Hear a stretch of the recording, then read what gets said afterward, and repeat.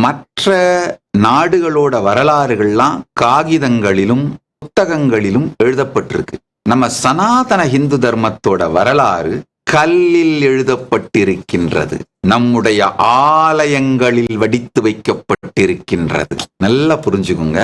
இந்த ஆலயங்கள் தான் நம்முடைய சனாதன இந்து சிவிலைசேஷனோட கிரியேட்டிவிட்டி, நம்முடைய மெய்யியலை சார்ந்து நாம் மெய்யியல் அனுபூதியிலிருந்து வெளிப்படுத்திய அறிவுத்திறன், கலைத்திறன், உருவாக்கும் திறன், இது எல்லாத்தோட வெளிப்பாடு தான் நம்முடைய ஆலயங்கள்ங்க.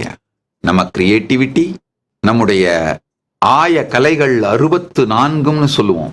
அதாவது நம்முடைய இறை அனுபூதியிலிருந்து வெளிப்படுத்தப்பட்ட இது எல்லாத்தோட வெளிப்பாடு தான் நம்ம ஆலயங்கள். நம்ம கோயில்ல இருக்கிற திருமேனிகள், இறைவன்கள், இது எல்லாமே புனிதமானது மட்டுமல்லாது அது நம்முடைய வாழ்க்கை முறையின் வெளிப்பாடு. இதான் நம்ம சனாதன இந்து தர்மத்தின் உச்சத்தின் சாத்தியம்.